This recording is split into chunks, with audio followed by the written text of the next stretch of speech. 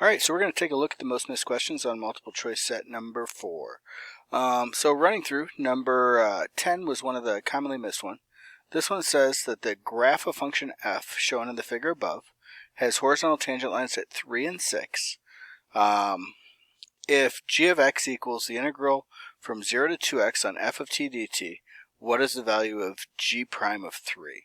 Alright, so this one's going to really hinge on fundamental theorem of calculus. So we have integral from 0 to 2x of f of t dt, and we want g prime of x. Alright, so we're taking the derivative with respect to x of the integral from 0 to 2x of f of t dt. Alright, so if I go ahead and evaluate that integral, alright, and then take the derivative of it, what I'm going to end up at is I'm going to end up at f of 2x. So I plug the upper bound into the function, then times 2, because of chain rule I have to multiply by the derivative of the inside. And again, remember the integral is taking us to the antiderivative.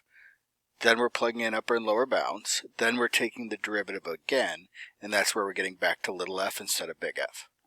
Alright, so from here it asks specifically for g prime of 3, alright, which according to our work is going to be f of 6 times 2. So I go back to the graph. Alright, at 6, f is negative 1. So we're at negative 1 times 2, which is going to be negative 2. So C would be our correct choice on that one. Alright, so for number 10, it would be C, negative 2. Alright, looks like the next most missed one is number 11 here, and it says limit as x approaches 1 of the antiderivative of that, dt, and we've got x squared minus 1 in the bottom. Alright, so let's take if we take a quick look at the top, alright, we're going to have integral from 1 to 1. So we know that the limit of the top, so limit as x goes to 1 of the integral from 1 to x of e to the t squared dt. Alright, that's going to equal 0.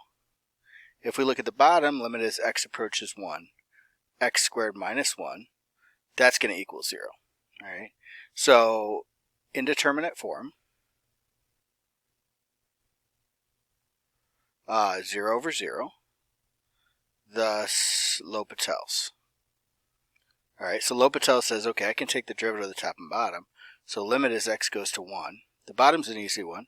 That goes to a 2x. Alright, so right there we know it's not going to be a L'Hopital's again, because when I plug a 1 in there, I'm going to get 2 in the bottom. Alright, in the top we have the derivative of the integral, so we end up with e to the x squared.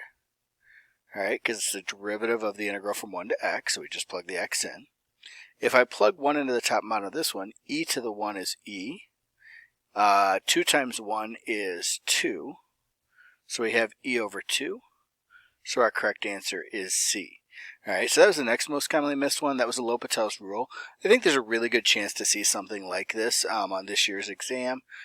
Probably in the free response, because there is only free response.